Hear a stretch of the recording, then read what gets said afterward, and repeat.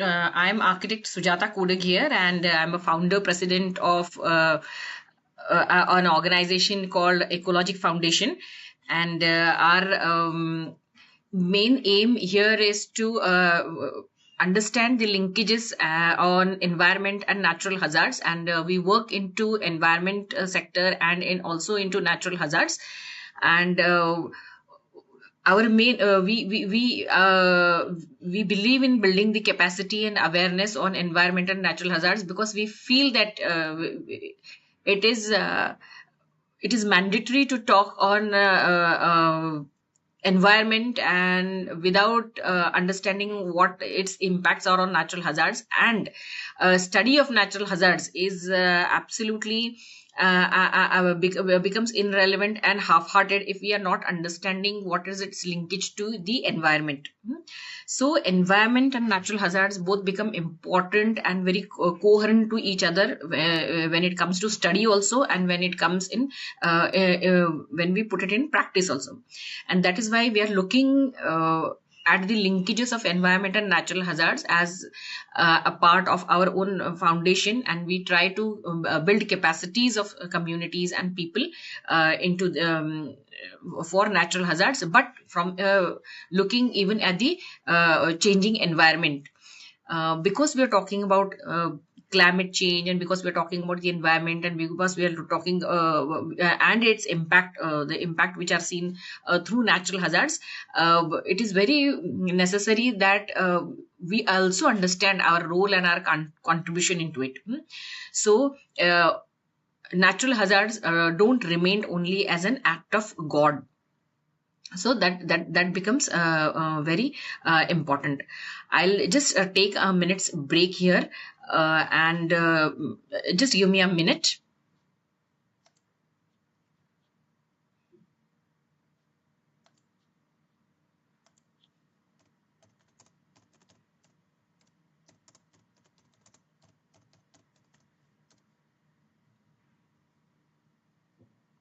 Yeah.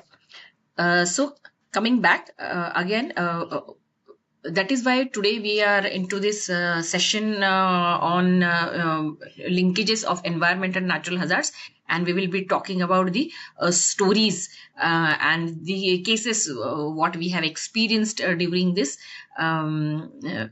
during manages and this natural hazards, and while working into disaster management. First of our story goes to about a girl called Jyoti, and we would like to share her story, and this is our experience in what we had done, or what we were intervening in the Sangli and Satara villages. Let us look at how it has impacted the life of a very very common, how it impacts the life of common people. So waiting for few actually before we start, and welcoming a few others to join us.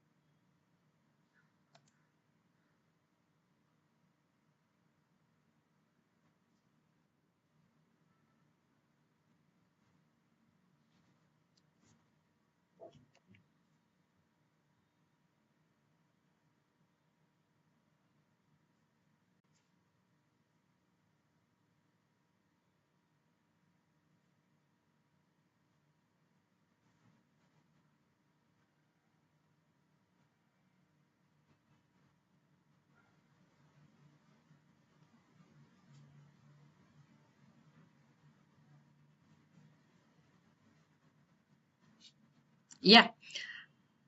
So coming back to our story, I'm going to share a story on how a girl called Jyoti had to go through these experiences of natural hazards, and the context here is about the Sangli and Sangli and Kolhapur floods, which we were intervening, and uh, in all in the past floods in 2018, 2020, 2021, and 2022. Hmm? And now there was this girl called Jyoti, and she was actually from a small village on the banks of Krishna River, and the small village is very good and with very fertile land and all the very bagayati sheti, what they call very fertile land, and uh, very middle class family actually she came from, and but again very dignified family, very different to uh, uh, uh, like any other families, though poor, but always who would stay with dignity. First, what I would like to ask a question in please let me know on the in the chat box which language is preferable. I mean, should I continue with English or should I go by with Marathi? Can anybody please? I mean, like with how many participants we all have here, which language you would prefer?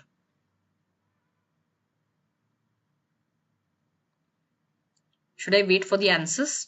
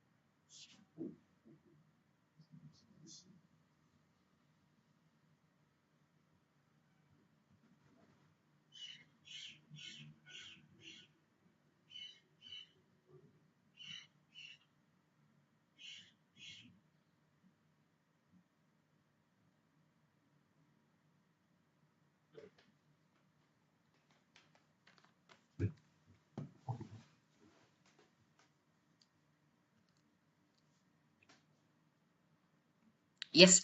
Coming back again, I have some this thing here that we should go by Hindi or English. Then in between Hindi and English, I'll prefer English actually. But if somebody wants the story to be story in Marathi, I can always repeat this is the story.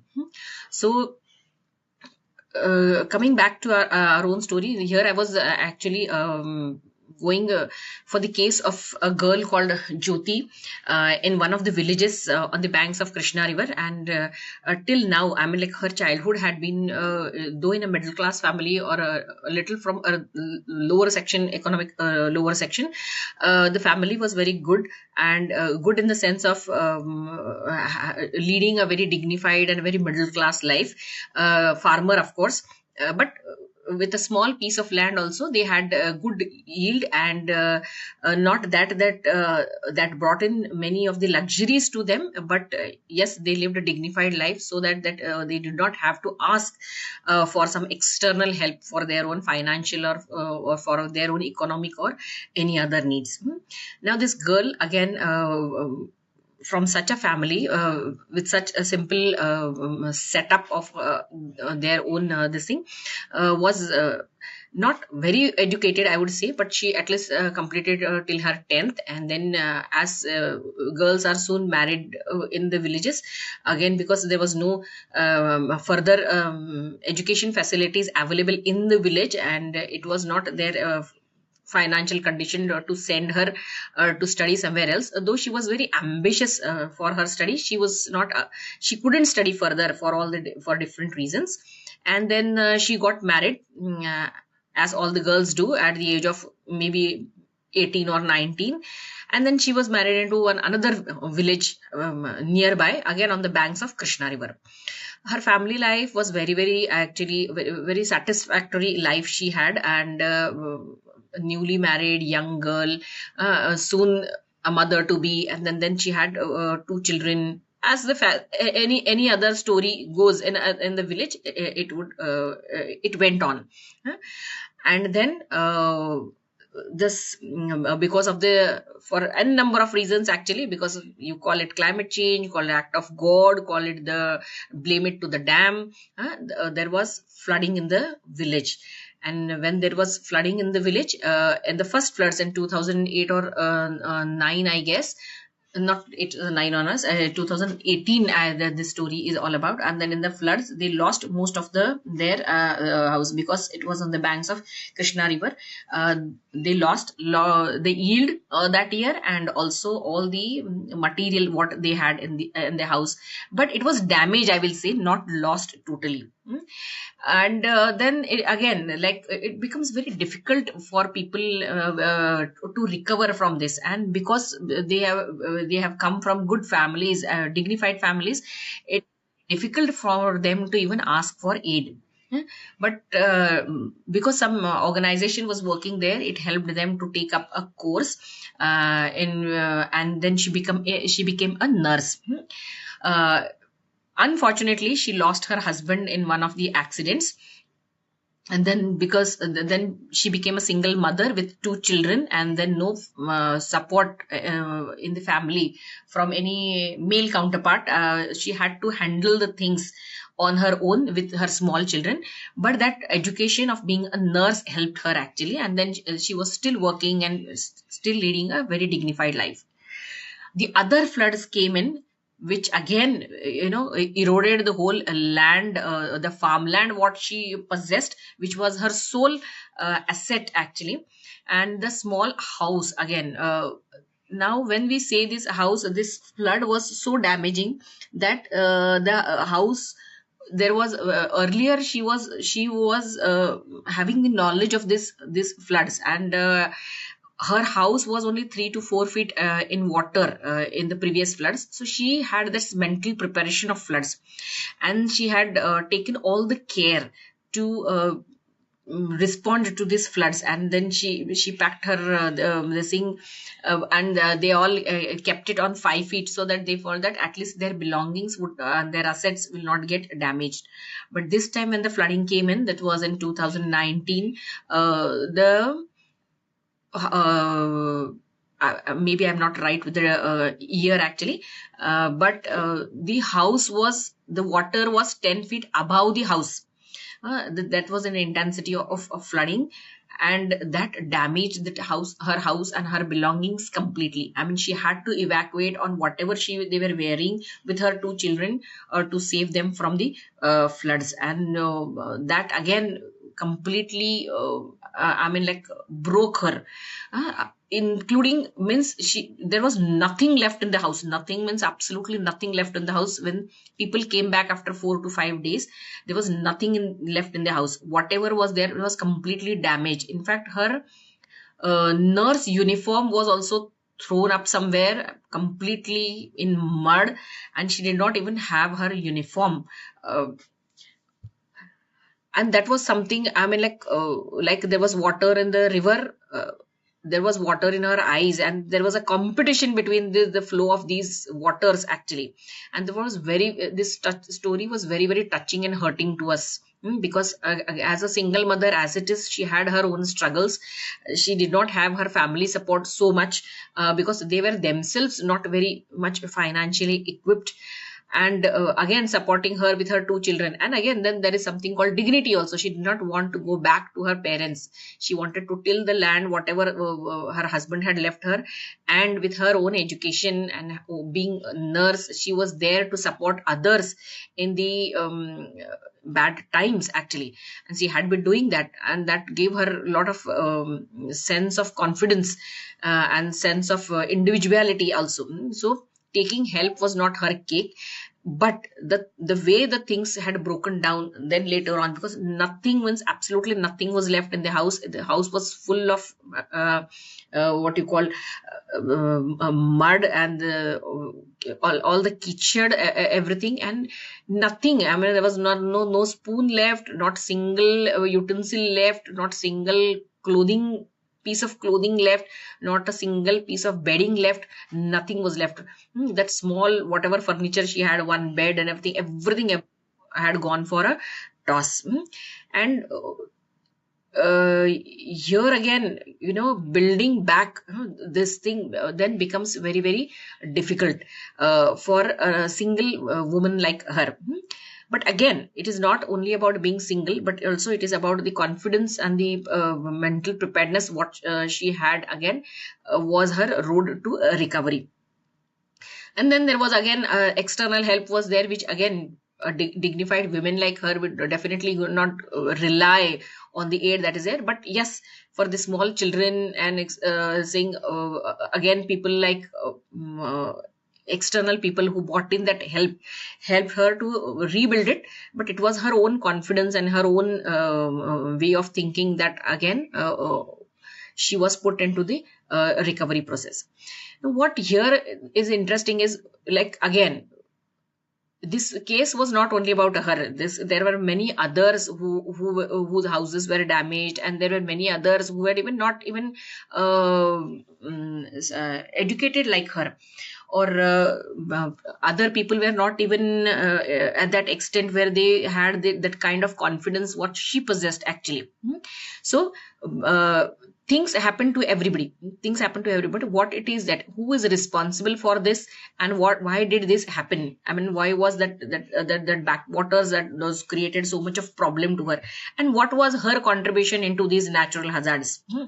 So should we just leave it to act of God, saying that some or sometimes something like this will happen, or should we think in a way that what are the reasons for this and how this could be avoided? I mean, like, or should we just leave it to act of God? Now, this is something is all about this story. The moral of the story is how do we link this to a larger scenario, or to a larger scape, and understand what are the linkages and why this human society always have to be um, at the end. Why this human suffering so much is there, who is responsible for this kind of a pain, what has happened, or is it only an act of God? This is something what we really wanted to learn from this, and how we can revert this back, how we can reverse these situations, and how can we make our own people more and more resilient. What would be the contribution, our own contribution into this, into reducing this human suffering and this human pain? Contribution as a society, contribution as stakeholders, contribution as a society, contribution as a community, and contribution as government and administration. So we always feel that giving a compensation, I mean, like, just because she gets some 1 lakh rupee compensation, how long will that help her survive? How long would it help her for that? No, that becomes an important question, and that is why it is necessary to discuss such stories to understand, because these never make headlines. And people are only interested in sensational news, so something what that makes headlines. But there is, at the end, there is so much of human suffering to it. It is a disaster in itself for that family, at least. And how, as a society, we are helping them to cope up. So it is not only about giving relief, or it is not only about giving aid, but that land which now she cannot till further for a long time, because that has been ingressed or inundated by the flood waters, and which has completely lost its fertility. What happens to that, and what is the recovery time for that? That becomes important, because that was her sole asset actually. That piece of land was her sole asset, though she was working as a nurse. uh, Looking at the part of the asset, that was an important asset for her. So how that, if it gets damaged, what is the impact on her family? That becomes very important for us to understand. So this is one story about Jyoti. I will also invite others to share their stories. But before I invite even the others to share their stories, I have one more story to share in COVID-19. Once again, introducing myself for all the new people who have joined with us. I am Dr. Sujata Kodag, and I am an architect by profession, and I'm a founder, president of an organization called Ecologic Foundation, and we have been working into on environmental issues and in disaster management, wherein our mandate is to build the capacities and the awareness on environment and on disaster safety. And as a part of our disaster studies and as a part of our research, we look into the linkages on environment and natural hazards in both rural landscapes as well as in the urban areas. And whenever we intervene in disaster scenarios, we always get these beautiful stories from which we not only learn, but we get inspired on how our societies or our people are resilient. So time and again we have seen the impacts of natural hazards and the negative impacts of these hazards that creates so much of pain and human suffering. But then माणसाकडे चिकाटी असते, आपण जे म्हणतो, त्या चिकाटीने परत माणूस उभा राहतो आणि परत आपण त्याच ह्याला तोंड द्यायला तयार राहतो. पण हेच आपण जेव्हा तोंड देत असतो तेव्हा what we have to understand is, are we learning from the past disasters? आणि पुढे जाऊन आपल्याला अजून स्वतःमध्ये तो बदल कसा घडवून आणायचा आहे, एक व्यक्ती म्हणून पण आणि समाज म्हणून पण. And that is why these linkages are important, and that is why the study basically I feel is important. So going to our next case is, I wanted to share a case on COVID-19 when we were working in Pune. ही जी आता आपण जी ज्योतीची गोष्ट ऐकली, ही एक छोट्याशा खेडेगावातली होती, सांगलीमधल्या, आणि कृष्णा नदीच्या काठावरची ही गोष्ट आहे. आणि कृष्णेचं पाणी आणि त्या मुलीच्या डोळ्यातलं पाणी मी अजूनही विसरू शकत नाही. म्हणजे दोन्ही ह्या नद्या ज्या कंटिन्युअसली वाहत होत्या, त्याचं मी साक्षीदार असल्यामुळे it haunts me sometimes. As a disaster manager, maybe it should not haunt me. I should be quite neutral to such situations. पण तसं होत नाही, माणूस म्हणून तरी कमीत कमी तसं होत नाही. आणि मग म्हणूनच ह्या गोष्टी ज्या आहेत त्या तुम्हाला फक्त शिकवणच नाही देत, तर they also inspire you to work further आणि work in a better way, to learn and to work in a better way further. So we go to this second story that happened in COVID-19, and again very very disheartening story I will say. ज्याच्यामध्ये ह्याच्यामध्ये मी एका व्यक्तीची गोष्ट न घेता मी as a समाज ही एक situation काय आहे ती फक्त मी एक्सप्लेन करते. त्याच्यामधलं राईट रॉंग हे जज करणं हा आपला उद्देश नाहीये, पण जे झालं ते समोर ठेवणं हा आपला उद्देश आहे. आणि त्याच्यातून आपल्याला काय शिकता येईल त्याच्याकडे लक्ष देणं आपल्याला जास्त गरजेचं आहे. तर COVID-19 मध्ये आम्ही काम करत असताना आम्ही क्वारंटाईन सेंटर्समध्ये ट्रेनिंगचं काम करत होतो. जेव्हा कोणीही म्हणजे बाहेर पडायला तयार नव्हतं, तेव्हा आम्ही म्हणजे फक्त आम्हीच होतो अशातला भाग नाही, बरेच संस्थेचे लोक होते, पुणे महानगरपालिकेचे लोक होते, आणि बरेच जण म्हणजे ऍडमिनिस्ट्रेशन होतं, त्याच्यामध्ये नॉन प्रॉफिट ऑर्गनायझेशन्स होते, फॉर प्रॉफिट ऑर्गनायझेशन्स होते, आणि एकत्रित बऱ्याच लोकांनी काम केलं. पण ओव्हरऑल जे वातावरण होतं ते अतिशय भीतीचं वातावरण होतं. आपल्याला सगळ्यांनाच माहिती की कसे सुनसान रस्ते, आपण असे पुण्यातले सुनसान रस्ते असे आम्ही कधीच बघितले नाहीत. म्हणजे कधी रात्री 1 वाजता पण असा रस्ता नसतो, तसा दुपारी 12 वाजता होता. आणि कोणी कोणी नसायचं रस्त्यावरती. आणि अशा वेळेला एका क्वारंटाईन सेंटरमध्ये काम करत असताना एक अशीच एक केस समोर आली. आणि म्हणजे she must be a women in something her 50s, 50शीतल्या एक स्त्री होत्या आणि त्या त्यांची गोष्ट सांगत होत्या. गोष्ट म्हणण्यापेक्षा त्या ज्या परिस्थितीला सामोर जात होत्या त्या सांगत होत्या. आणि त्याच्यामध्ये असंच होतं की त्या एका झोपडपट्टी वजा एखाद्या एक कम्युनिटीमध्ये राहत होत्या. आणि क्वारंटाईन सेंटर्समध्ये ऑर्डर्स असल्यामुळे की आपण डिझास्टर मॅनेजमेंट ऍक्टच्या खाली होतो आणि क्वारंटाईन सेंटर्समध्ये जायला सगळ्यांना सांगितलेलं होतं. आणि म्हणून चांगलं घर होतं, म्हणजे ते घर होतं प्रॉपर, 1-2 रूमचं खोल्या होत्या, त्या आतमध्ये टॉयलेट होतं, सगळं होतं, सगळं नीट होतं. पण कारण ती झोपडपट्टीची एरिया होती, त्यांना सांगितलं होतं की तुम्हाला सगळ्यांना आहे त्या कपड्यांशी निघायचंय आणि क्वारंटाईन सेंटरमध्ये यायचंय. आता क्वारंटाईन सेंटरमध्ये आहे त्या कपड्यांशी येणं म्हणजे प्रत्येकाला स्वतःचं घर सोडणं. घर हे फक्त राहण्याची जागा नाहीये, तर it is also a place of dignity. एक एक एक आपल्याला डिग्निटी असते आपलं घर आहे म्हणून. आणि घर सोडणं ही इतकी सोपी गोष्ट नाहीये. प्रत्येक वेळेला डिझास्टर्सच्या काळामध्ये हीच हे होते की लोक घर सोडत नाहीत पटकन. पण त्याच्या मागची कारणं जर समजून घेतली तर आपल्याला इंटरव्हेन्शन्सला सोपं होऊन जातं की it is very difficult for people to live their houses. मला जर कोणी येऊन बाहेरून सांगितलं की चल आता तुला घर सोडायचं, तर you think the trauma what I will face.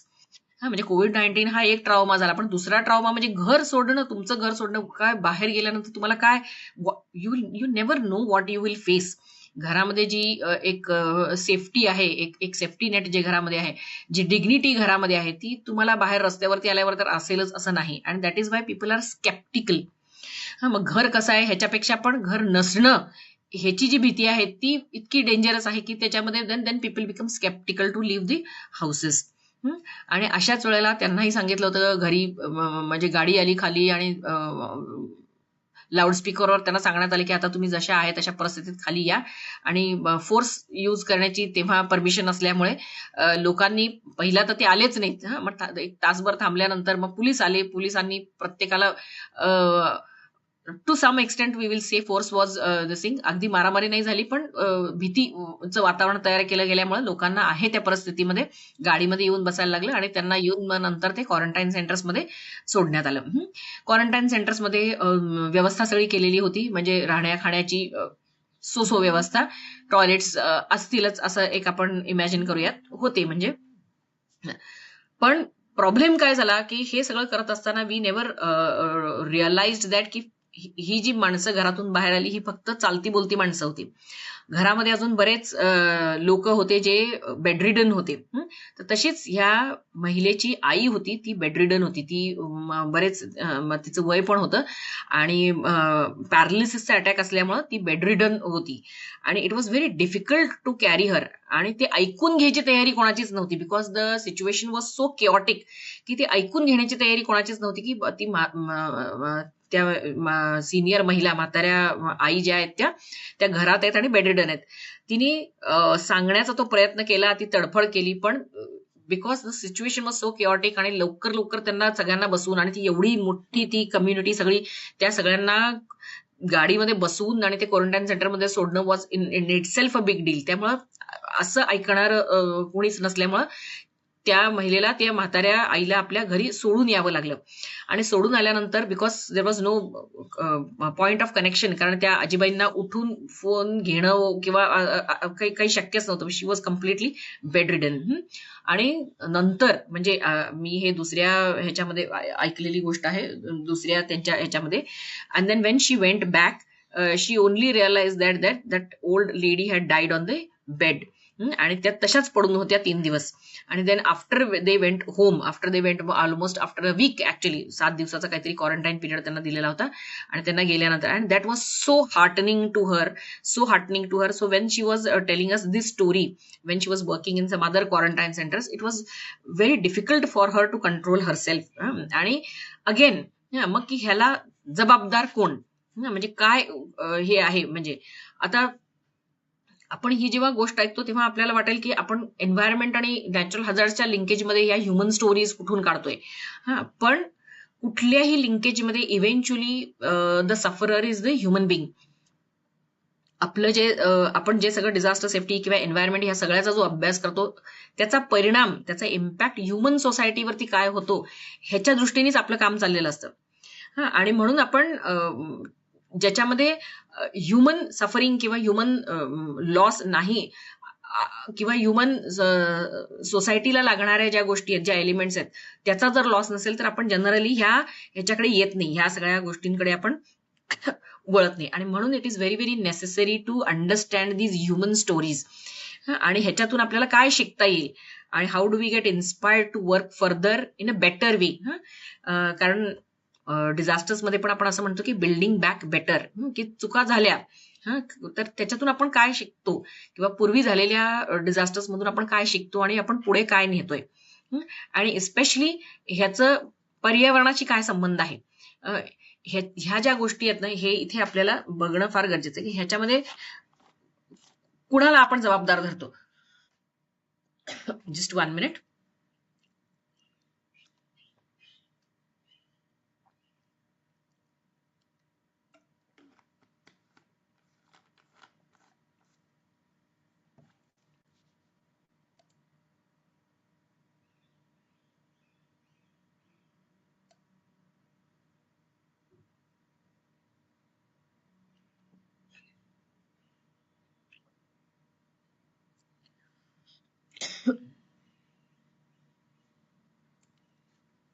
Yeah. So coming back to our stories. Now we will go to this PPT slides, what we were actually talking. ह्या दोन गोष्टीच्या आधारे आपल्याला we have to go back to understand की why are we talking about the linkages of environment and natural hazards and their impact on human society. So both these natural hazards, whether it is COVID-19 or whether it is the Sangli floods, these natural hazards have a direct linkage with the environment. So what is when we are looking at these linkages of environment and natural hazards, what is our objective? How do we explore these interconnections between the environment and the natural hazards, and how do we understand this hazard, how these impacts on the human societies, whether it is in the terms of health, economy, or the social structures what have been built. We look at the definition of environment as the environment that encompasses the natural world, land, water and air, and the ecosystems that sustains the life. Environment ची व्याख्या आपण अशी घेतोय की ज्याच्यामध्ये we are looking at the natural capital also, which is the land, water and air, and the ecosystems also. So the ecosystem, which is very very because we are the part of the ecosystem, and that is why आपण जेव्हा तो human triangle बघतो त्याच्यामध्ये आपण वाघ वरती असतो, आपण नसतो. तर म्हणून मग ती सेव्ह टायगर मुवमेंट असते. का असते ती save tiger movement? Again like how looking at the natural processes and the natural food chain system. While आपण नॅचरल हजार्डची व्याख्या अशी करतो की it is any event or a phenomena resulting from the natural processes that have the potential to cause harm or disruption. आणि मग that includes many of the natural hazards like earthquakes, floods, wild fires असतील, जे आता आपण Los Angeles मध्ये बघतोय, जे काय झालं ते इतकी सुंदर शहर आणि it was devastated because of this wild fires. Then we look at droughts, which earlier since ages we have been looking at. Rather, in India, for us, when we talked about natural disasters, it was talked for droughts, which now the definition has been changed. And so, looking at the environment and looking at the natural hazards, our key question always remains is how do these environmental factors contribute to the occurrence and the intensity of natural hazards, and how these hazards affect the human societies. हे जे hazards आहेत हे human सोसायटीजला impact केल्याशिवाय किंवा human सफरिंगला impact केल्याशिवाय, human इम्पॅक्टला स्टिम्युलेट केल्याशिवाय त्या राहत नाहीत. आणि मग जर असं असेल तर how do we have we cannot say the control over it, but how our contribution or our interventions need to be. So the linkages between environment and natural hazards are undeniable. We are not denying their linkage, with human activities playing a significant role in both exacerbating and mitigating the risk. The impacts on human society are profound, affecting health, economies, and social systems. And by understanding their relationship, we can better prepare for future hazards. So in these stories also, what we have tried to implicate is what was this human suffering was caused because of the natural hazards, and these natural hazards were not only a contribution of God's act. So there were some this thing in which these persons, these characters in the stories were not directly responsible, but as a society, as a community, we were everyone, each of us had contributed to these natural hazards. And how we are not judging anybody into this. So whose mistake it is, where the blame should go, where the buck stops, that is not our intention here. But as a society, how are we contributing by degrading the environment to, and how are we stimulating and accelerating these natural hazards? That is where our contribution lies in. So that, and we need to understand that, so that we can better prepare for future hazards. So that one more Jyoti, one more crying Jyoti we don't want. We want a Jyoti which is more confident, which can recover even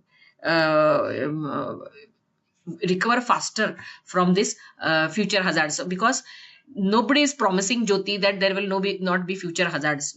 But what as a society we have to promise Jyoti is that she recovers faster from it. So whatever she requires to recover from these hazards, as a society, how can we give it to her? How can we impart that to her? Whether it is knowledge, whether it is any direct other help, whether it is only relief and aid will not help her, because that is very, very temporary. And how do we implement the sustainable practices so that these impacts are reduced? And with Jyoti, when many more Jyotis will come in, that time we will actually be building resilient societies. So if you look, if we put it into the framework of impact of vulnerability, then it has got cost of everything. I mean, like, it has got the economic cost, it has got the impacts on health, it has got the social impacts, and it increases the vulnerability more actually. And that is why when we look at the vulnerability factors, Jyoti is one of the characters in it, but when we look at it as a society, so even COVID-19 has shown us the loss of livelihoods, how people have lost their livelihoods during COVID-19, or how they lose their livelihoods when their farmlands get actually contaminated because of the flood waters, and because of that they lose the livelihoods. Then there is a disruption in trade, the supply chain systems and everything, the how on which our society actually is reliant on. So there is a disruption in this trade, supply chain, and this local economy, and this will also impact the long term economy loss. So anybody who is at the end of the chain, actually they are going to have the long term losses. It is not only about a certain period, but then the impacts could be seen for a very longer time. It becomes difficult for people at the lower end to recover faster from it. And when you look at health impacts, there is again the direct health risk is also there, like injuries, disease, and loss of life. Or there are long-term issues also. There's psychological trauma, epidemics, and so psychological trauma, especially, we always find it to be seen for a very, very longer time actually.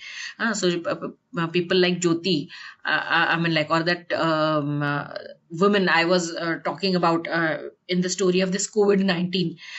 So the trauma she will always carry, that she left her mother in house, and when she came back, only to find her that because she was not attended, the lady had died 3 days before, and she was lying in the bed, and eventually they had to come back, and then they had to, so that psychological trauma she will carry for a very, very long time in her life.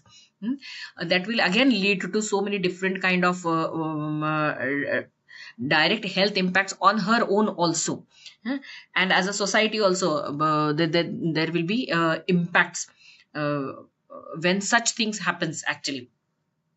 Then there are social impacts wherein displacement of communities are there. We have to evacuate people, put them into some other places. In both these disasters we have seen, whether it is flood or whether it is COVID-19. So how communities were displaced, uh, their situation like refugees. I mean, like nor did they have their own houses. In spite of having everything, they had to move out of their houses, and they were very skeptical about all the things they would get into the newer place where they were shifted. And especially in quarantine centers, the situation was like, I mean, like it was quite disastrous, I will say, because in the one big hall, then all the lactating mothers are also there, adolescent girls also there, and they are staying with all the people who were not known to them, to be staying together with unknown people, and especially these vulnerable sections of the very, very sensitive issues that created. So this refuge like situation is not good always. I mean, like it is very difficult. Only whenever we have lost and we have no alternative of your own houses, then maybe it is very justified. But other times it becomes difficult for them to cope up.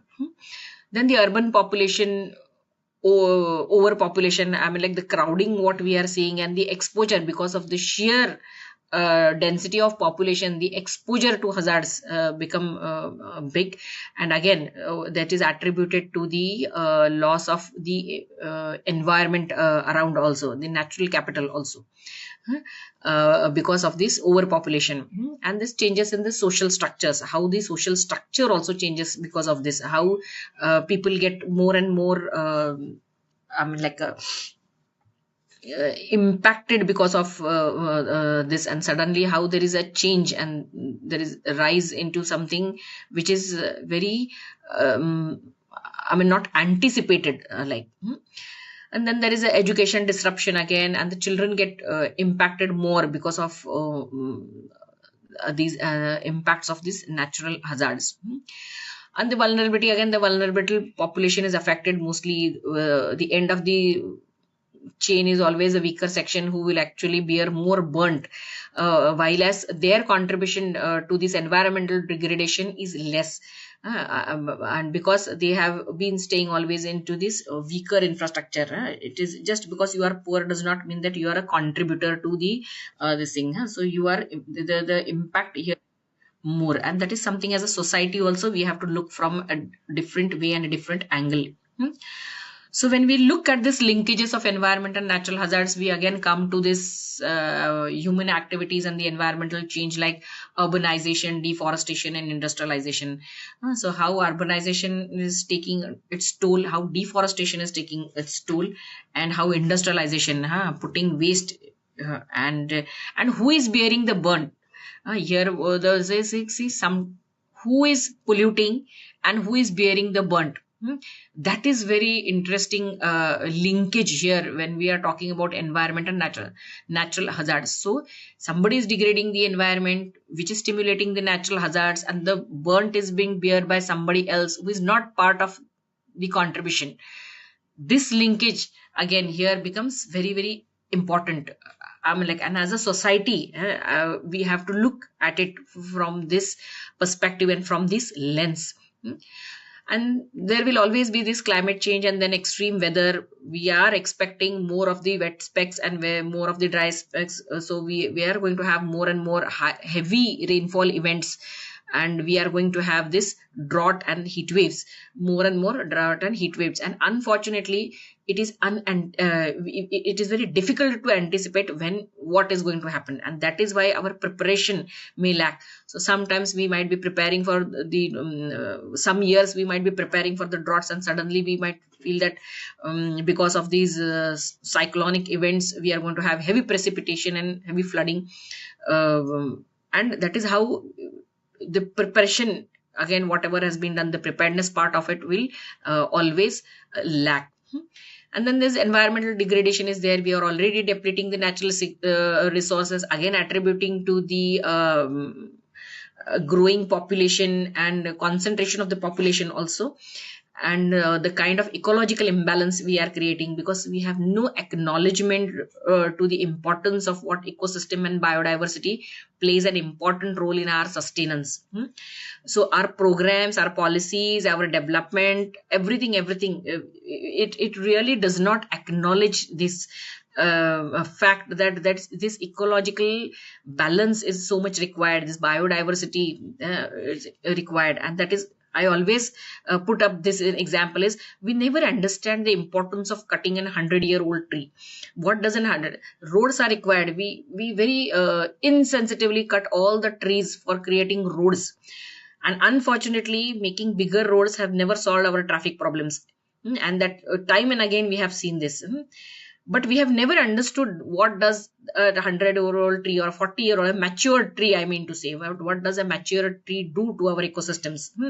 And then we keep on saying that there is air pollution, and we keep on attributing to making electric vehicles and putting all the things in place. But we fail to acknowledge this imbalance that has been created because of the depletion of natural resources and deforestation, very insensitively cutting down the trees.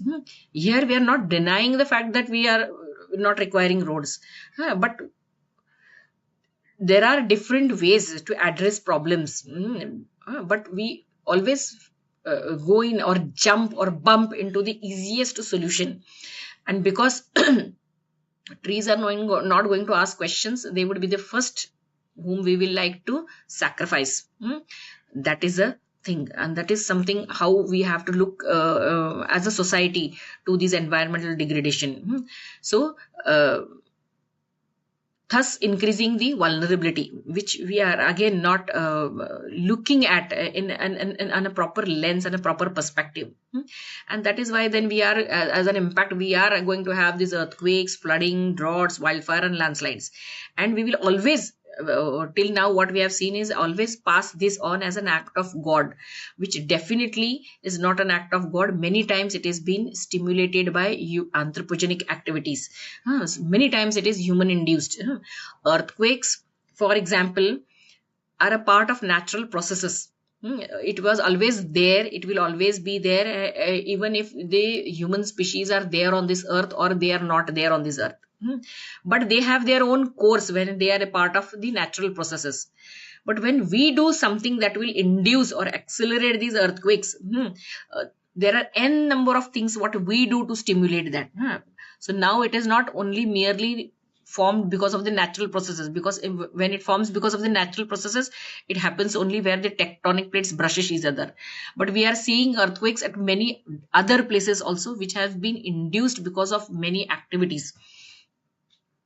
Same is with flooding. We always feel that flooding is again an act of God. But again, rivers have their own course. And we are nobody to tell how a river should flow and from which lines it should flow. And these blue lines and green lines and something we decide. River is not bound to this blue line and green, but at least if we have decided that this is the river and this is the course of the river it will take in these many years, then we should at least acknowledge and respect those boundaries. Unfortunately, we don't do that, and then we feel that flooding takes a toll. But river had never asked for our address. The rivers, flood waters have never asked our address to come and enter unwelcomed. It is we who go into the river, and then we go and build into the river, and then when the flood waters are there in the house, we feel that they are very unwelcome. So that is the thing when we look at these linkages of environment and natural hazards. Natural hazards would always be there as a part of the natural processes. But if we are in between those natural processes, definitely we are going to get impacted by that. Same is with drought, same is with wildfires, and same is with landslides. If we are going to cut land for road in a very unengineered way, and only looking at the road part of it and not the refill part of it, not looking at, because it is costly also to make a very engineered road actually. We are inviting landslides. So it is all our activities, it is all our, in spite of having such technologies and all the resources, if we are not going to take care of nature, nature is never going to take care of us. And that is why this linkage of environment and disaster safety, it needs to be talked about. So this is some of the stories what I would like to share. I had shared, and it hurts me always. I mean, like sometimes I get so much choked when I tell the stories in on the other platforms too. But yes, this teaches us. There is huge scope for us to learn from such stories that happens, and this also helps us to go ahead and to think about the how our interventions need to be. Um, with this, I actually invite, if there are others who want to share some stories from the participants who have their own stories.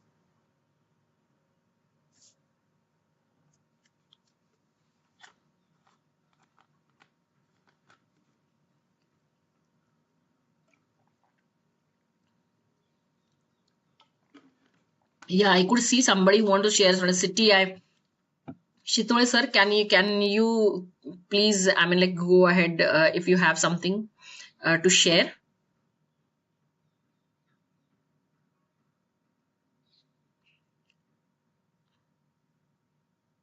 Can we take Shitole sir into the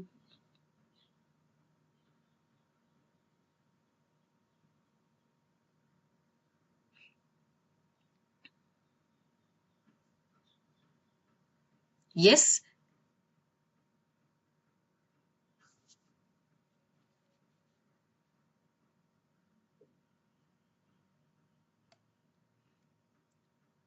We have Mandar also. Mandar, can we also have your story?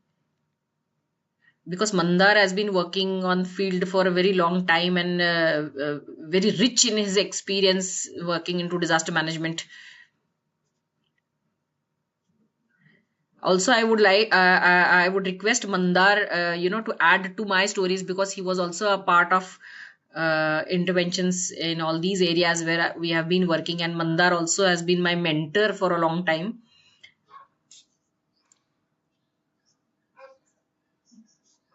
Actually, someone else wanted to. Yes, actually, Uh, Shitun sir wanted, but I don't know uh, like how he can be he Hi, was. present. sir. Yeah, He, hi. he, Mandar sir, you are on live now because you are in the stage, on the stage now, so you can speak here. no, but it will be good if Shitole sir starts because he wanted to share his story. I'm Who? ready with my Shitole sir. Shitole, Shitoli sir. City I. City.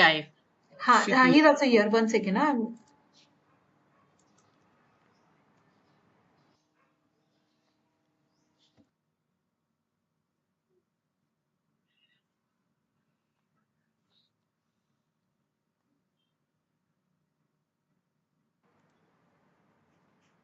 Yeah, Shitoli sir also is here. CTI. Yeah. Yeah. May I Sir, you share? can mute. Yes, yes. Hello. Yes, yes, sir. Yes, sir. You can hear, sir. I am audible? Yes, sir, Yes, you sir. are Yes. audible. Yeah. Thank you. I am just sharing the story.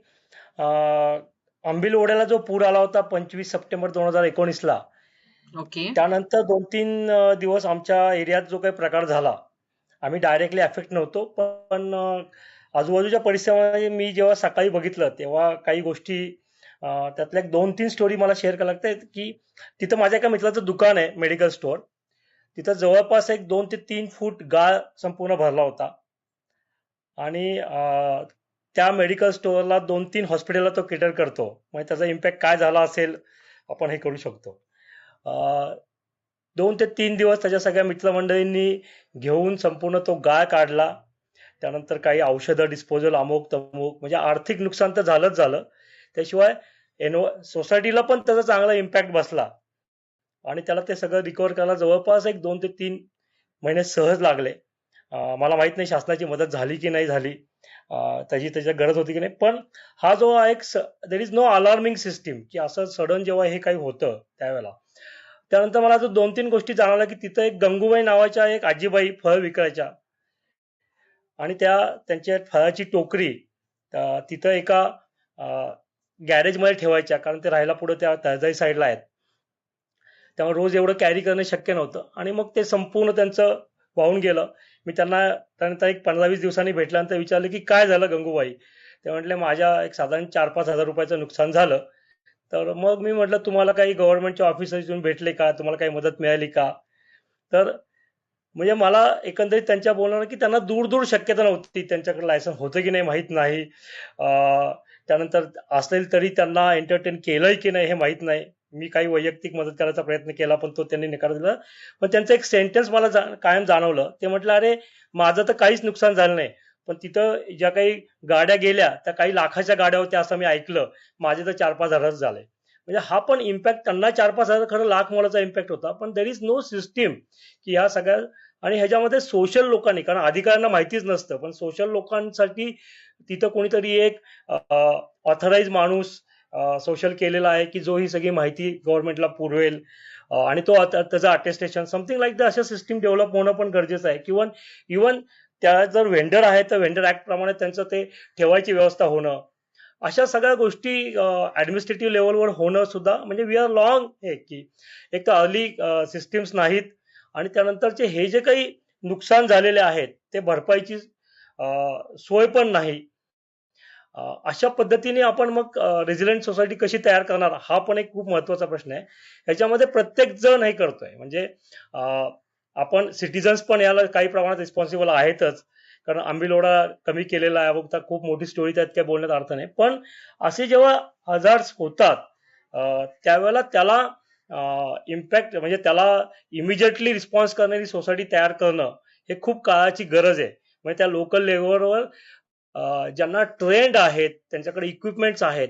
मला आठवतं की 3-4 दिवस झाली तरी गाळ काढला गेला नव्हता आणि गाड्या घसत होत्या. शेवटी मी माझी जे काही कॉन्टॅक्ट होते ऑफिसरची आरडाओरडा केला. त्यानंतर ते 10-12 जणांची टीम आणली. त्यांनी टीम आणल्यानंतर ते गवत ते गोळा करतात ना तशी फावडी होती. त्यांनी गाळा सुद्धा गोळा केला, म्हणजे त्यांच्याकडे प्रॉपर शॉवेल सुद्धा नव्हते. तर ह्यासारख्या लोकल लेवलवर सिस्टीम तयार करणं मला वाटतं ही काळाची गरज आहे. मॅनमेड डिझास्टर्स तर आपण कमी करणं हा काळाची गरज आहेच आहे, पण हे जे काही नॅचरल डिझास्टर आहेत ते काही आपण टाळू शकत नाही, पण त्याची इम्पॅक्ट मात्र नक्कीच करू शकतो. म्हणजे आपण डिझास्टरला जर हे करणं तर पहिल्यांदा आपण एलिमेंट करायला शिकलं पाहिजे. नॅचरलमध्ये बरेचदा ते शक्यच नसतं, पण ऍटलीस्ट त्याचा इम्पॅक्ट रिड्युसिंग करण्यासाठी आपल्याला काही सस्टेनेबल सिस्टीम्स आहेत का, त्या रिस्क ट्रान्सफर करण्यासाठी त्या सगळ्या लोकांना बाबा फायनान्शियल रिस्क ट्रान्सफर करण्यासाठीचे काही सिस्टीम्स तयार केल्यात का. आणि अल्टिमेटली सर्वात शेवटी आपल्याला काही चॉईस नसतो आणि ते ऍक्सेप्ट करणं आणि पुढे जाणं हाच हे आहे असं मला वाटतं. धन्यवाद. हॅलो. तुम्ही पण बरोबर त्या म्हणजे ह्याच्यावरतीच बोट ठेवलेलं आहे sir, because sir also works. सरांचं पण काम खूप कम्युनिटी लेवलला खूप जास्त आणि खूप चांगलं पण आहे. आणि एक दुवा म्हणून पण काम करताना आम्ही सरांना बघितलेलं आहे, म्हणजे की त्यांची ती तडफ जी आहे ती. And it is very right sir what you are saying की सिस्टीम्सला पण थोडंसं पण काय आपल्याकडे इतकं मोठ्या प्रमाणावर ते सगळं होतं की somewhere as a community even we have to start taking little more responsibility. कारण बरेच ऍडमिनिस्ट्रेटिव्ह लेवलला त्यांचे चॅलेंजेस आहेतच, पण on a human scale also आपण पण बऱ्याच गोष्टी इग्नोर करतो आणि म्हणून पण थोडंसं जास्त हे मल्टिप्लाय होतं असं मला नेहमी वाटतं. म्हणजे ऍडमिनिस्ट्रेशन हो कम्युनिकेशन्स हे असं, आणि काही गोष्टी कम्युनिटी म्हणून आपल्याला पण उचलून धरणं गरजेचे आहेत. नुसती हेल्पच नाही पण बऱ्याच अंशी जसं रिपोर्टिंग ऑर टेकिंग. आणि मी तुमचं हे बघितलेलं आहे sir, you have always been there in the forefront to communicate with the municipal officers आणि to some extent to put yourself into it and एकदम स्ट्रॉंग स्टँड घेण्यात सुद्धा. So we thank very much Shitole sir for his stories and for the cases he was just suggesting, and this is again where somewhere we can learn from also. So all these small stories again, feed us to learn more on how we can do things better in future. How can we adapt and how can we harness and strengthen the systems with this. So I after this invite Mandar wanted to share his story also. So I invite Mandar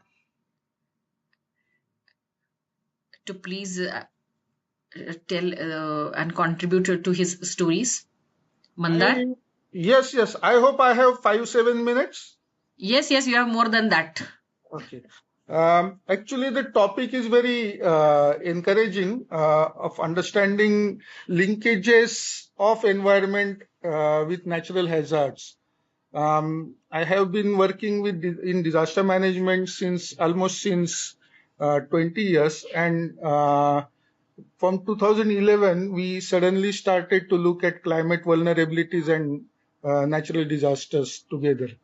And slowly, as I'm learning, as I'm interacting with communities, I'm coming across some of the situations where emerging hazards, which are not classically defined as hazards in our disaster management terminology, but these are very slow or low intensity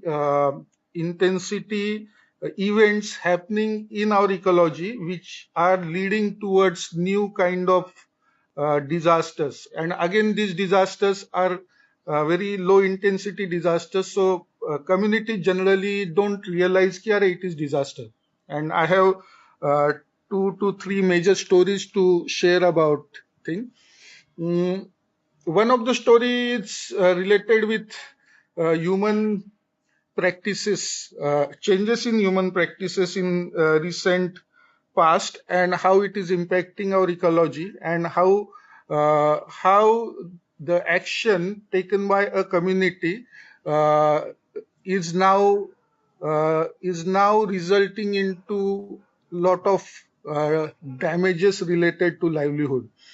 The story is from my own village, and when I explored about it in other parts of the area, I found that it is not related to my village only. It is related with many other villages in the similar geography. So I come from a village located in Pune district, hilly region, Mulshi block, where paddy farming is the key livelihood resource. And before 25-30 years, the entire paddy farming was done with the help of cattle, mostly bullocks. And the traditional practice in our area was that we wanted cattle for paddy farming during monsoon, and after Diwali, we used to allow all the cattle to go to upper reaches of hill, where they used to get abundant fodder and lot of water, natural with natural sources. What happened in past 10-12 years, the agricultural practice, which was totally dependent on cattle, turned into mechanical agriculture, paddy farming, where we started to use tractors, and we no more needed bulls for paddy farming. And the bulls which were sent in upper reaches of the hill were not brought down for many years, and they stayed in the hills for many years with the fodder available in forest, with the water available in the hill. And uh, and that that the released cattle in upper hills actually turned into a herd, and now that herd is neither domesticated nor wild, and it is very powerful kind of group of cattle. And now what up in between, what our communities did was they took away soil from the bottom of the hills, and this disturbed natural drainages, natural springs in the hill, and there is no water available now for the cattle. it has also resulted into a lot of damage to the forest ecology in the hills. The consequence of change of this practice of paddy farming, changing from bulls to tractors, is now affecting our rabi crops. Because after Diwali, after monsoon, uh, all the fodder available in upper reaches finishes. There is no water for cattle, and all these herds, which now require a lot of water and fodder, they come down and they damage entire rabi crops. And thus, most of the farmers in our village have stopped the rabi crops, which is huge amount of loss of livelihood in the area. So this is one story which actually indicates how our own practices also affect ecology unknowingly, and we have to bear the cost of that. So whatever changes we do in our livelihood practices, they should be more conscious, and we also should be thinking about future, what kind of consequence our practice may result into. Now this classically is not seen as hazard, but lot of damage is happening to our crops. Second story. All of us know that in Pune district we have a plan of new international airport uh, in Purandar block, and uh, it is very. When I was studying the ecology, I ecology and trying to understand grassland ecology, I found a very interesting reference that Britishers, when they came to India, they saw that there was a lot of grassland around, and it was not used in the day-to-day life. And Britishers termed grasslands as wastelands because they needed a lot of land for development and infrastructure. So almost every grassland was termed as wasteland, and in the name of wasteland development, a lot of construction happened, and it affected our grassland ecology, which is rich again. The grassland ecology also has its own flora, its own fauna. Lot of insects are there, lot of animals also stay in grassland, and the grassland ecology actually fosters agriculture on the other hand. Now, coming back to our airport story, this airport has acquired lot of wasteland. Again, quote unquote, it is grassland, and lot of development work has been done. And Purandar block of Pune district is known for wolf in the area. मराठीमध्ये ज्याला आपण कोल्हे म्हणतो. And it is a rich ecology. Now what has happened is that this development intervention suddenly getting into a lot of machineries around, lot of land acquisition around. There are 6-7 other types of animals in the area. Marathi we call it as salinder. Then we also have deers in this grassland. Now all these animals, we to make it as a story, we always talk about human displacement. Now this is story of wildlife displacement. All the animals in this area, eastern area of Purandar, where this new airport is coming up, will be displaced to the western area of Purandar, which is again hilly area, drought prone area, lot of deficit for fodder and as well as other important ecological resources for the wildlife animal survival. And thus the western part of Purandar block. Now again to explain what western part of Purandar block is, that we have Purandar fort in western part, we have Jejuri, famous pilgrimage place in western part, and all these animals will be displaced from eastern part to western part. And it will again be creating lot of crop damages for the farmers in western part. And it has started actually, not will be created, it has already started, where all these wild boars and other animals are affecting the farming. Now this farming in western part is mostly rain-fed agriculture, and all those farmers are also facing their own vulnerabilities associated with water availability on the one hand. On the other hand, we all know that agrarian crisis is going on. So this story of an airport coming in, resulting into several ecological issues which will be creating many hazards for local communities in Purandar block.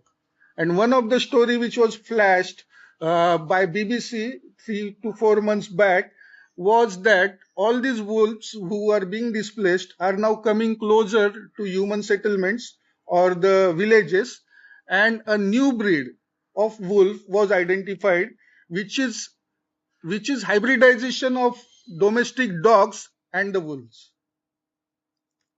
So many things are happening around us, which will be resulting into new kind of or different kind of hazards, which are unexpected, which are not, which we have never thought of, and we will be facing many of the small scale or low intensity hazards affecting our livelihood and sometimes also affecting our survival.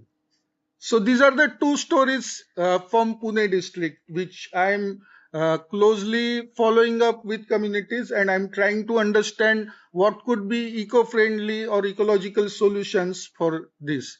But one of the way was that when impact assessment for airport was done, environment impact assessment for airport was done, we really need to look into how did we really looked into displacement of wild animals.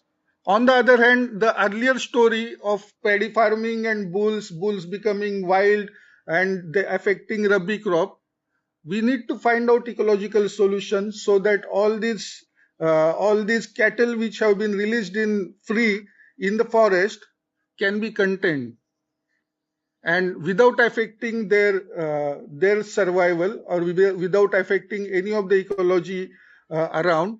How can we help these cattle to be more friendly with human? Finally, to conclude, in future, in our disaster management,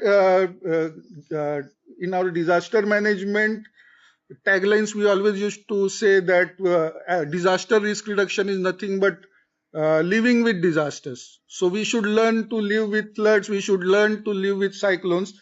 In the same way, we also now need to look at human ecology, and we should learn to live with emerging issues in ecology and to deal with them through ecological perspective. That's it. Thank you very much.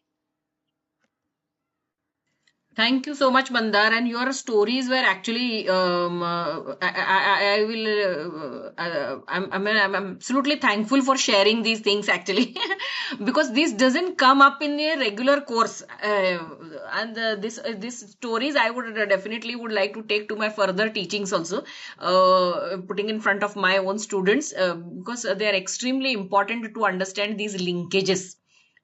But again, coming back to my one point on how this environment is linked is, there are many things wherein here we can quote, wherein we are also contributing to all these things, to the negative impacts of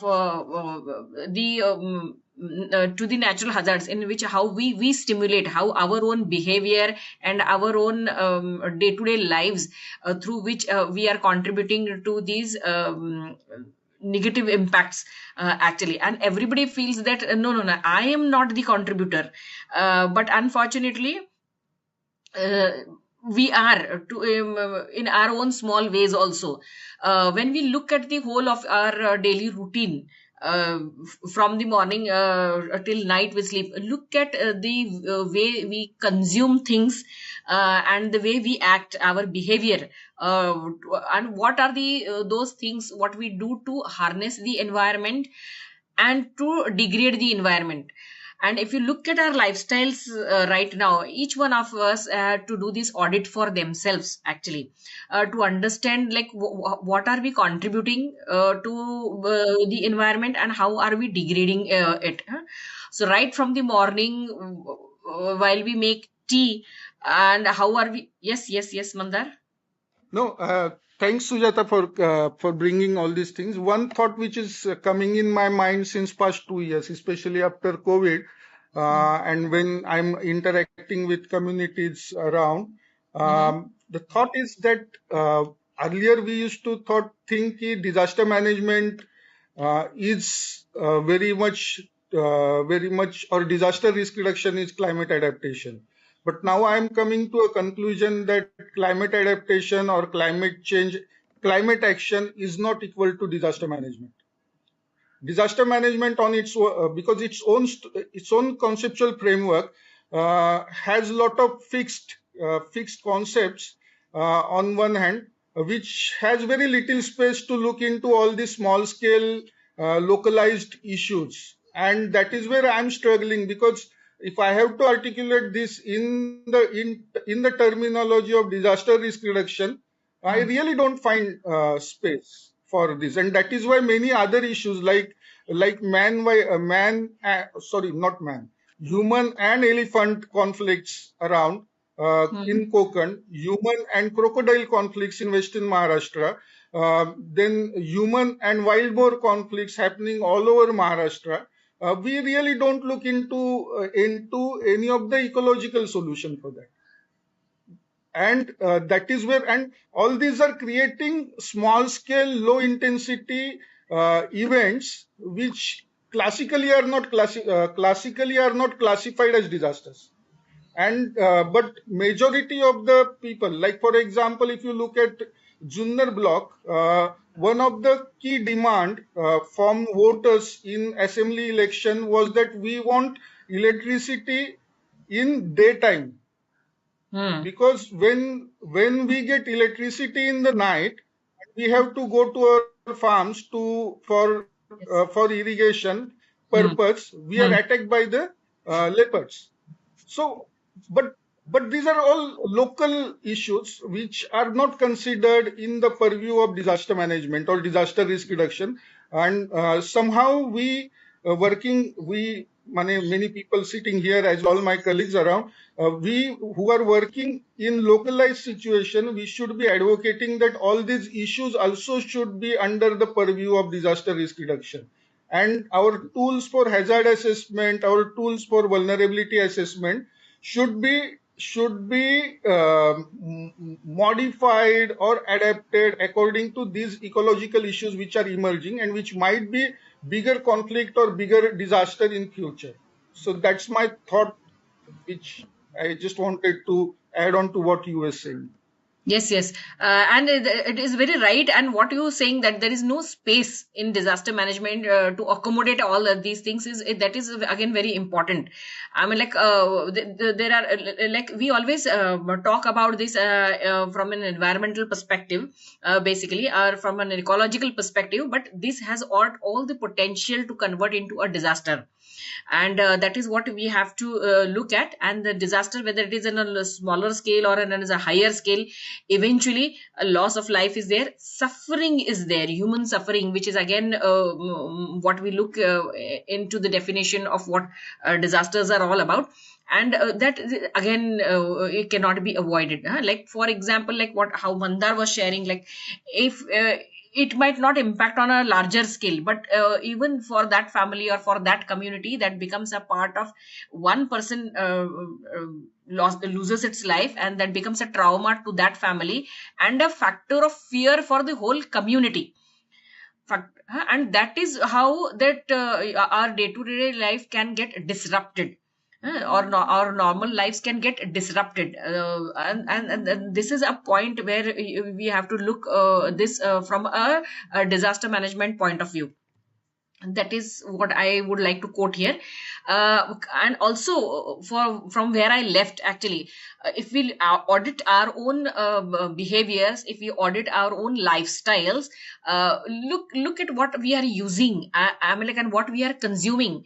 Most part of what we are consuming is not required for our survival.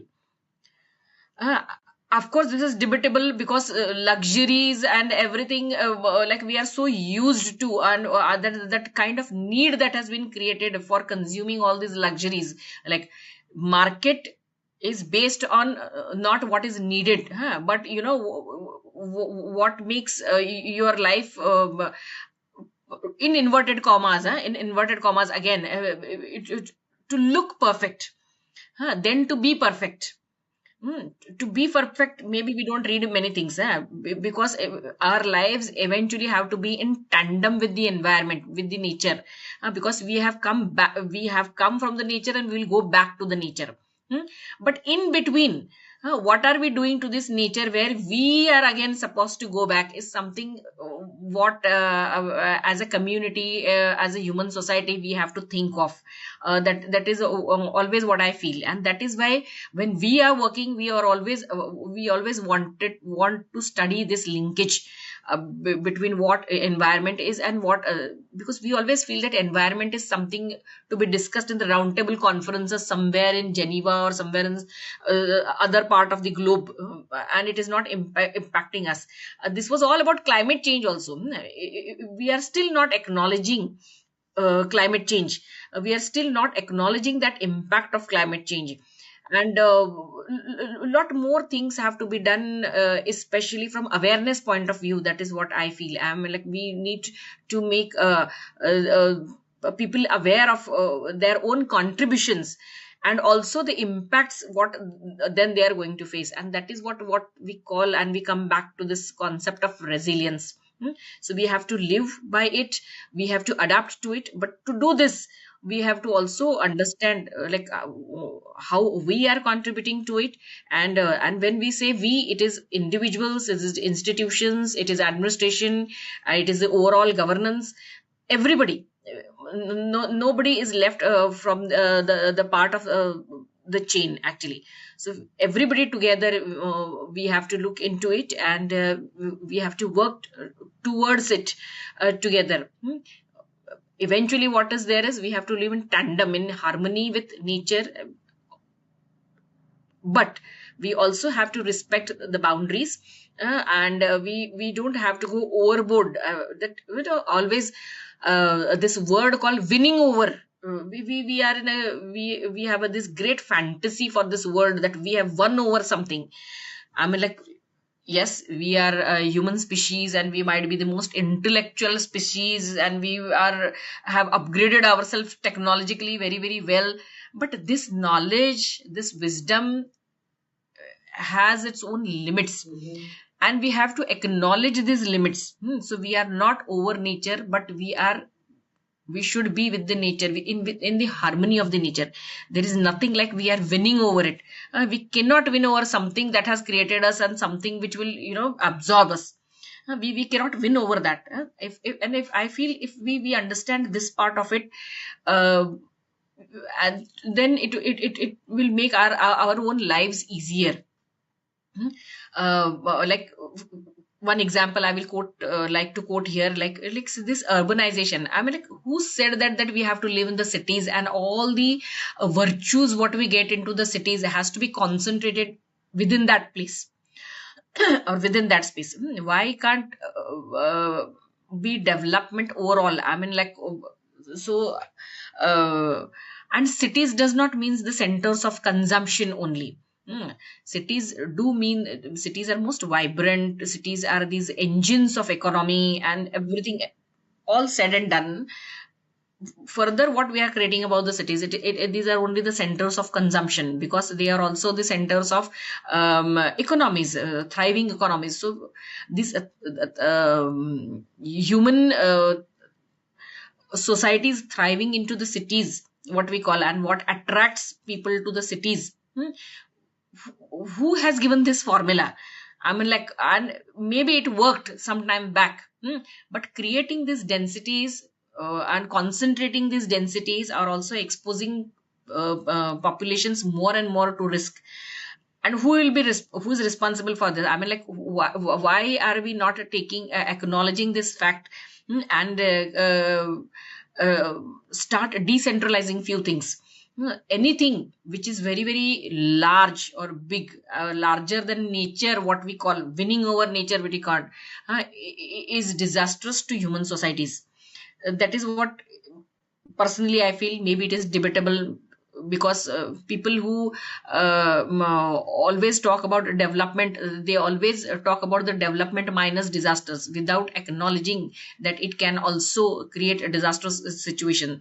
So yes, development is required, very much necessary. It is also a part of the our own natural process. Human societies have to thrive, but at the cost of what? That is very important. And with this, I feel that if I invite somebody else also to talk, or if there are any questions, we would like to take over. Here I am there, Mandar is there to answer, we have Shitole sir also to contribute. So if there are any questions, we would like to take this, or otherwise then I stop here. Thank you so much. Yes, can we have any questions from the attendees?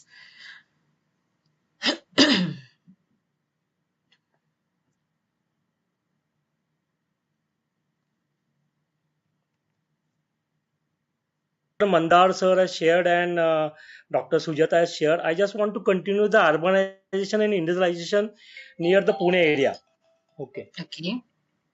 Yes, sir. Okay. If you see, now we are regularly interaction with the animals because they are displaced or they are in societies. Now the threats of the street dogs is now a regular things, and we always get the various videos and on that.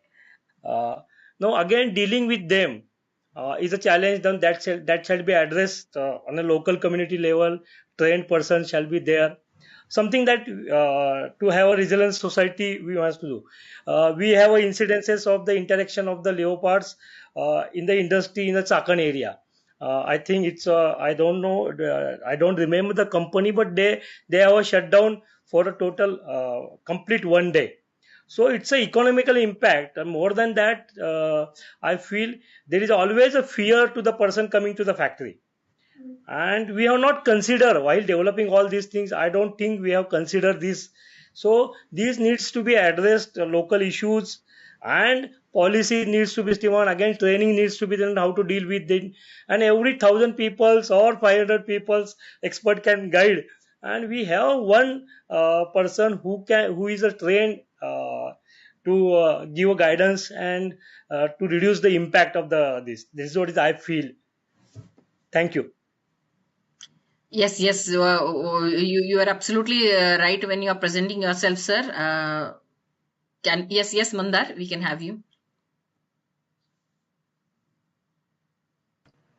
Okay, thanks for bringing this issue. Now we need to look at all these issues through a new perspective. Now I know Pune, I know issue of stray dogs, but I articulate this issue as it's not human versus animal conflict. It is actually human versus human conflict in Pune, because Yeah, if you I completely agree to you, Mandar. and I have my perspective in this is that if you read the new sociology related with generation, the key characteristic of Gen Z and very good characteristic of Gen Z is that they are very nature loving people. They are ecologically or environmentally sensitive people. And in Pune, I have seen that many of the Gen Z people are feeding stray dogs, and they don't like calling stray dogs as stray dogs. They actually make a lot of friendship with all these dogs, and they one of my interaction with a young person, he actually literally told me that this dog is also part and parcel of our society. So they have such kind of relationship with uh, with these stray dogs, or I'm sorry to use this word again, dogs. Now the issue is that all these young people feeding dogs and is creating issues with typical Punekars who are above 40, 50, and then out almost everywhere in every locality of Pune you will find that these people are fighting. Why are you feeding dogs? Why are you getting them closer to the society? And they are very dangerous. So my experience indicates I love dogs. And I have been bitten by dogs several times, but I feel very strongly that many of the people, especially in urban setting, have a lot of misconception about dogs. Uh, lot of fear about dog bite, and that is why this conflict is happening.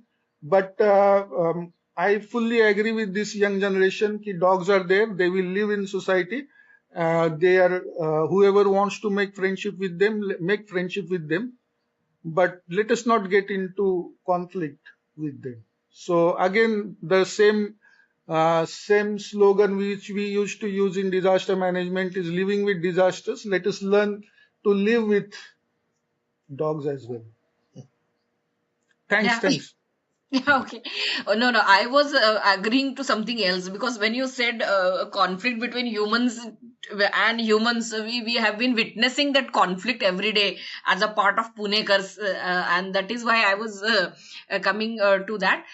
But yes, what you said was also right, Mandar, that we have to live with them, but then there are some other repercussions also of that, especially with the children, and that is what we are witnessing in our societies also. But it is not only about dogs, it is about the pigeons. And like there are some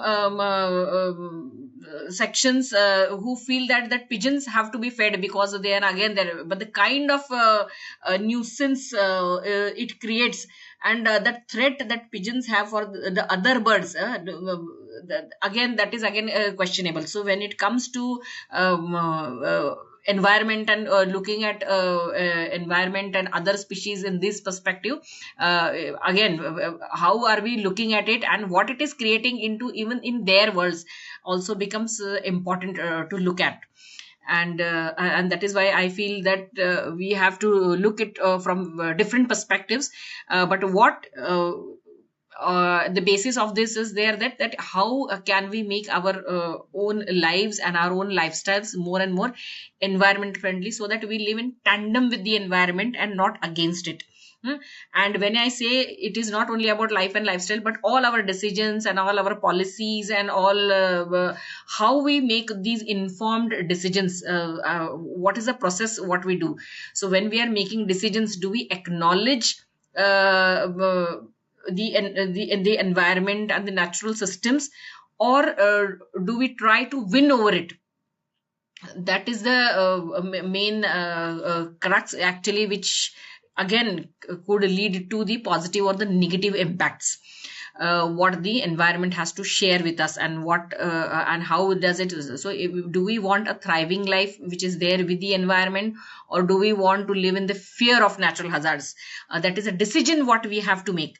And to make that decision, we have to again look back and audit our systems and what we are going through, like our systems also. So it is not only about individuals, but as a community, as a system, as administration and the government, how are we looking at it? So this is what I really wanted to share. Thank you so much, everybody. If we have concluded, I would like to conclude it saying that how these linkages are important, not only at a very bigger scale, but even at the local issues, and at a very individual level also. And I would conclude it by saying that yes, the impacts are there on the human societies, and the impacts are there in all the sectors. I mean, like whether it is a social impact, whether it is a physical impact, whether it is a economic impact, or whether it is the changing environment, I mean, the environmental impact. And because these impacts are being there, it becomes quite necessary for us to acknowledge this linkage and to work towards it. And while working towards it, again, what I feel is we have to go in all possible approaches. So it is not that we are leaving this for somebody else to do it, only the governments have to do it, or the non-profits have to do it, or the funding agencies have to look for it, or it should only happen through some CSR activities. No, I feel that we have to work together towards it at an individual level. How are we looking at our family functioning, and how are we building the capacities of our own children to think and look at it from this perspective, and how we are like Gen Z, what Mandar was mentioning also, like how our Gen Z is prepared for it. That is something what we have.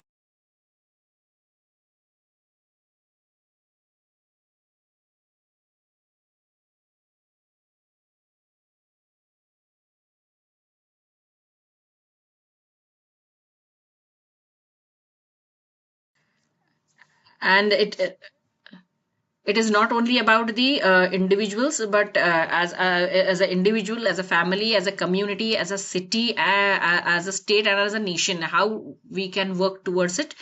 That is something what we should look for. With this, I thank everybody for being here, and for having a very enriching discussion, especially to myself. Thank you so much.